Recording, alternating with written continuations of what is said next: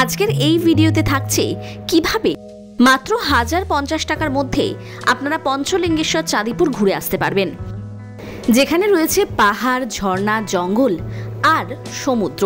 এই সব কিছুই পাচ্ছেন এই চাঁদিপুর আর পঞ্চলিঙ্গেশ্বরে। মাত্র একটা দিন হাতে থাকলেই যে কোনো উইকেন্ড ট্যুরে কিন্তু এই পঞ্চলিঙ্গেশ্বর একটা সেরা ডেস্টিনেশন হতে পারে। এই পুরো ট্রিপটায় আপনাদের খরচা হবে 1050 টাকা, তবে আমাদের কিছুটা বেশি লেগেছিল, ওই ধরুন 200 টাকা মতো। কেন খরচা হয়েছিল বেশি সেটাও জানাবো। তার আগে প্রথমেই বলে দিই, এই ট্যুরটা কিন্তু একদমই লাক্সারিয়াস ভাবে করা হচ্ছে না, করা হচ্ছে সব থেকে বাজেটে। আমার উদ্দেশ্য একটাই, আমি যেভাবে কম টাকায় ঘুরি সেটাই আপনাদেরকে জানানো, আর মানুষকে এটা বোঝানো যে কম টাকাতেও ঘুরে বেড়ানো যায়। যাই হোক, অনেক কথা বলার পর শুরু করা যাক পঞ্চলিঙ্গেশ্বরের এই বাজেট ট্যুরটি।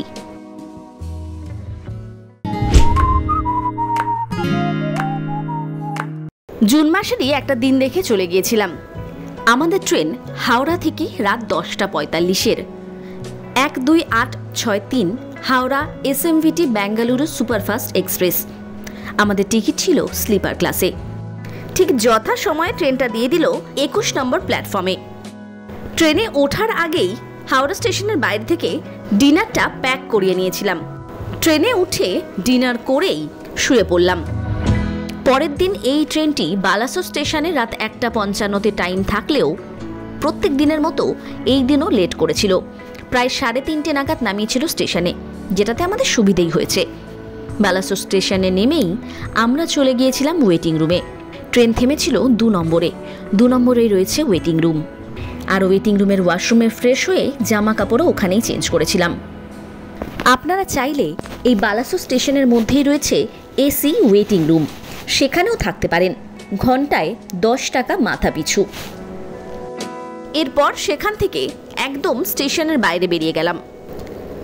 প্রথমেই একটা অটো ঠিক করে চলে গেলাম সাইট সিনগুলো করার জন্য। আমাদের প্রথম গন্তব্য ক্ষীরচোরা গোপীনাথ মন্দির। আমরা যখন স্টেশন থেকে বেরোলাম তখন ঘড়িতে বাজে প্রায় সকাল 6:30। তাই এত সকালে বেরোলেও কিন্তু অটো বা গাড়ির কোনো অভাব হবে না এখানে। কিছুক্ষণের মধ্যেই আমরা চলে আসলাম এই ক্ষীরচোরা গোপীনাথ মন্দিরে। মন্দিরের ভেতরটা খুব সুন্দর করে সাজানো। মন্দিরের ভিতরে ঠাকুরকে দর্শন করে চলে গেলাম আমাদের পরবর্তী গন্তব্যে। এই গোপীনাথ মন্দিরে পার্কিং চার্জ লাগলো 30 টাকা। এবারে আমাদের পরবর্তী গন্তব্য হচ্ছে ইমামি জগন্নাথ মন্দির। এই জায়গাতে বিনামূল্যে জুতো রাখারও জায়গা রয়েছে। সেখানে জুতো রেখে হাত আর পাটা এইভাবে জলে ডুবিয়ে ধুয়ে চললাম মন্দিরের দিকে।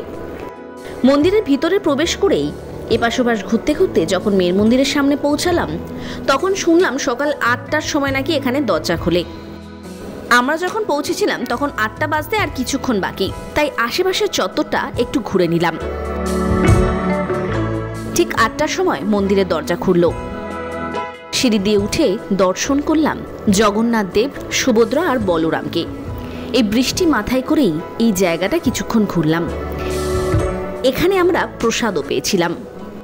বেশ অনেকক্ষণ এই জায়গা ঘুরে চললাম পরবর্তী গন্তব্যে, তবে তার আগে ব্রেকফাস্টটা করে নেওয়া উচিত।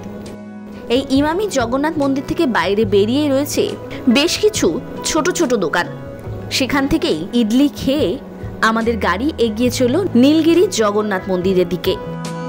পারিপার্শ্বিক সৌন্দর্য যেন মন ভুলিয়ে দেয়। চোখ জোড়ানো এই পথের শোভা দেখতে দেখতে আমরা পৌঁছে গেলাম নীলগিরি জগন্নাথ মন্দিরে। এই মন্দিরের ভিতরে যদি বা ফোন বা ক্যামেরা কোনো কিছুই কিন্তু অ্যালাউ নয়, আর সেই কারণে কোনো ছবি আমরা দেখাতে পারলাম না। এখানে ভালোই বৃষ্টি নেমে গিয়েছিল, সেই জন্য খুব কম সময়ের জন্যই ছিলাম।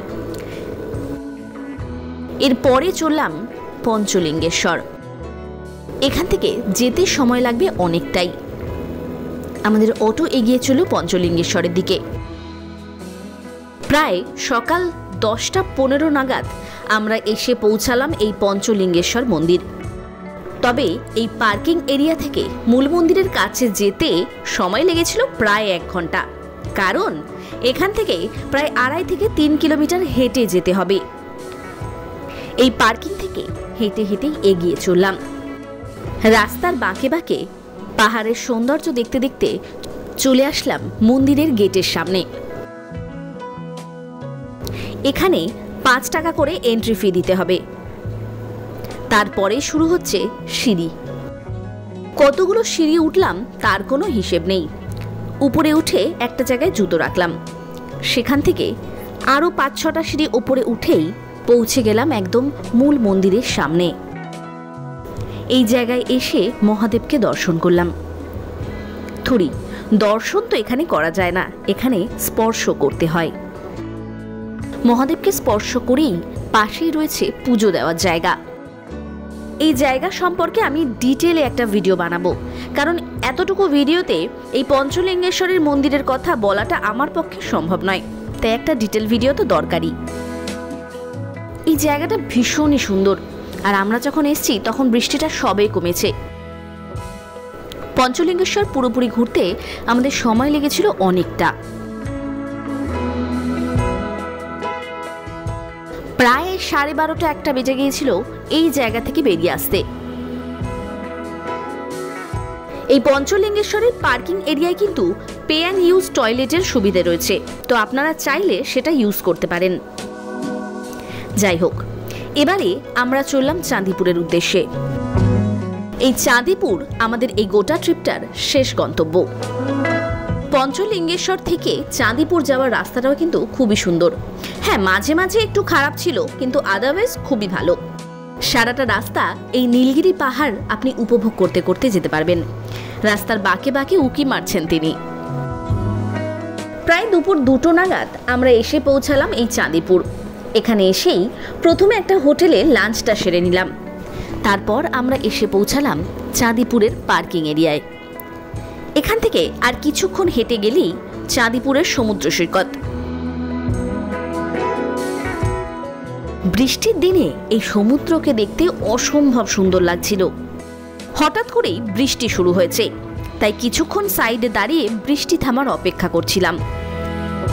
তবে অনেকক্ষণ অপেক্ষা করার পর মনে হলো থাক, এবার বৃষ্টির মধ্যেই চলে যাই। এই ঝিরিঝিরি বৃষ্টিকে উপেক্ষা করেই চলে গেলাম একদম বিচের কাছে।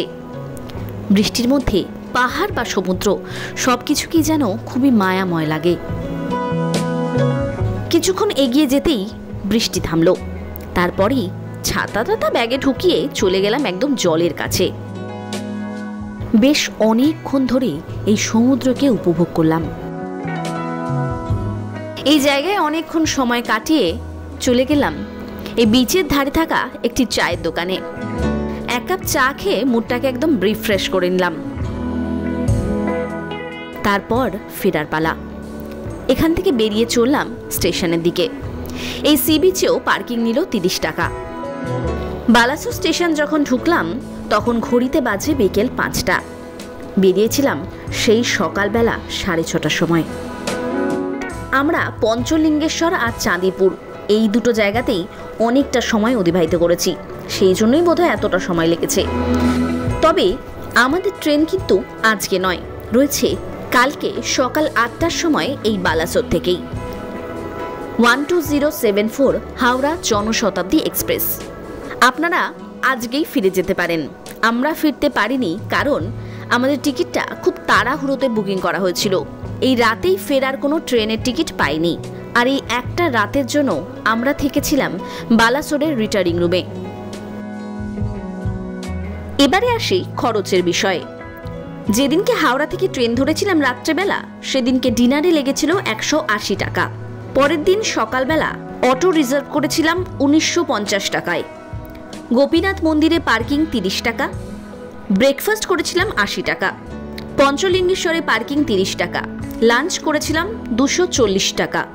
চাঁদিপুর গিয়েছিলাম পার্কিংয়ে 30 টাকা এবং চা 40 টাকা। সন্ধেবেলা স্ন্যাক্সে 80 টাকা, রাতে ডিনার 100 টাকা।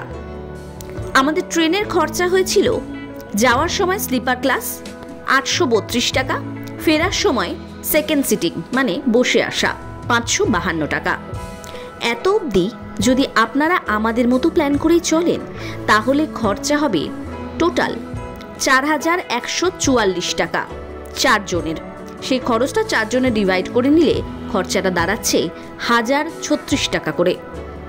এতটুকু খরচাই আপনাদের হবে, তবে আমাদের আরও এক্সট্রা 138 টাকা করে খরচা হয়েছিল, যেটার মধ্যে রয়েছে রিটার্নিং রুমের ডরমেটরি 107 টাকা করে এবং পরের দিনের সকালে চা আর ব্রেকফাস্ট, চায়ে লেগেছে 10 টাকা আর ব্রেকফাস্ট 20 টাকা করে, যেখানে ছিল পুরি সবজি বা ইডলি যেটা ইচ্ছা আপনি খেতে পারবেন, সেই 20 টাকাই দাম। এইভাবেই 4 জন থাকলেই একদিনে মাত্র 1000 থেকে 1100 টাকা খরচা করলেই ঘুরে আসতে পারবেন পঞ্চলিঙ্গেশ্বর সহ তার আশেপাশের বেশ কিছু জায়গা। উইকেন্ড ডেস্টিনেশন হিসেবে কিন্তু দারুণ জায়গা। পরেরবার আসলে দেবকুণ্ডটাও ঘুরে যাব।